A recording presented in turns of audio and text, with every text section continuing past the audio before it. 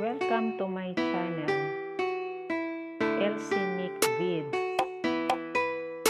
Our Siquijor Island Tour, Siquijor Port Terminal for the motor and tricycle. Tag 50 per tao ang pamasahe if sa port ka maghintay. Ito ang kanilang boulevard. Maraming magtitinda ng pagkain sa gabi like barbecue at iba pa. Papunta pa kami nito sa aming hotel.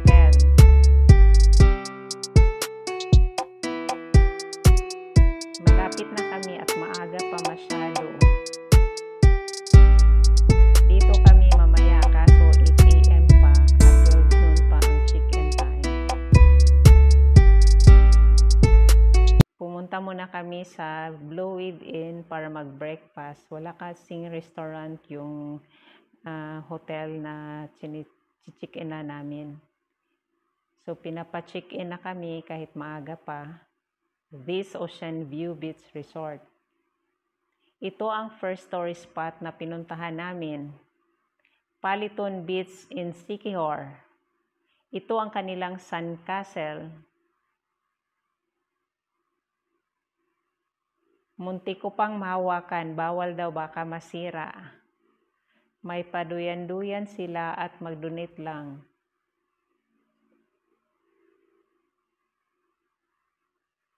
Yan, nag-enjoy pa ako.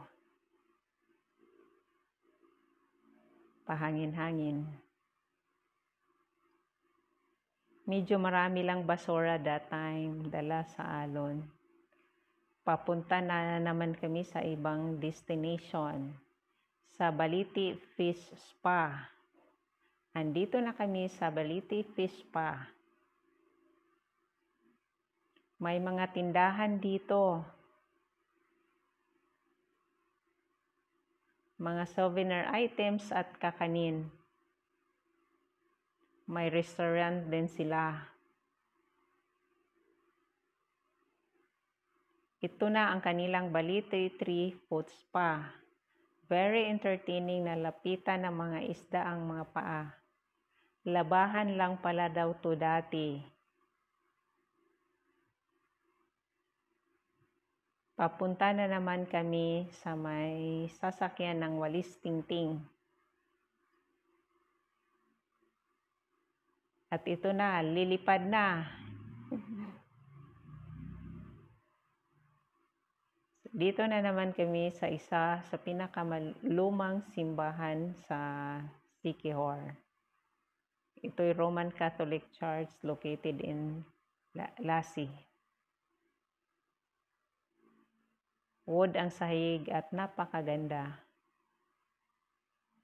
So, andito na naman kami sa Cambugahay Falls. Ang sarap maligo dito, kaso hindi lang kami nakadala ng panligo.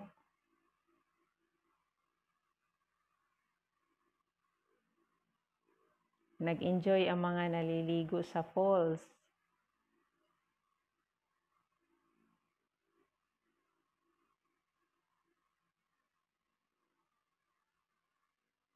May pabitay-bitay pa sa tali or swinging.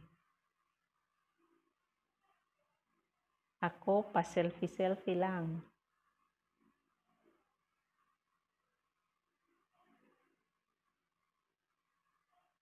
"135 steps going down or going up sa may highway."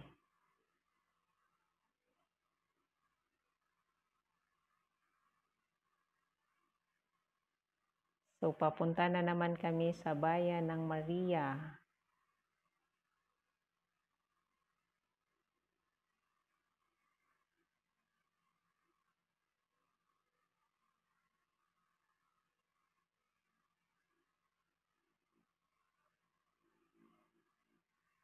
Ito na ang entrance nila.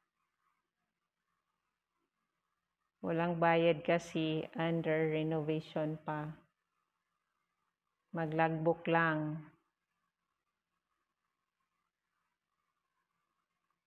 Punong-puno ng kahoy sa tabi ng daan. Patungong sa Lagduong Beach. Bawal daw maligo dito kasi under renovation. Sightseeing lang muna.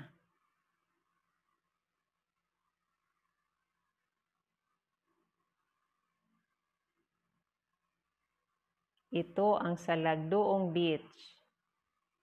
Sightseeing lang at picture taking. Bawal paliguan dito sa ngayon kasi under renovation. Napaka-clear ng water at malinis talaga. Papuntang Villanueva na naman kami. Kakain daw kami ng tinapay na Bisaya.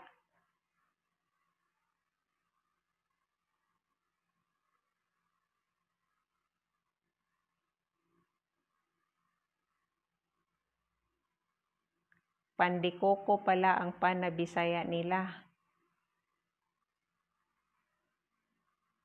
Pagkatapos sa pag-ikot namin, dito kami kumain sa nag-iisang Jollibee sa island.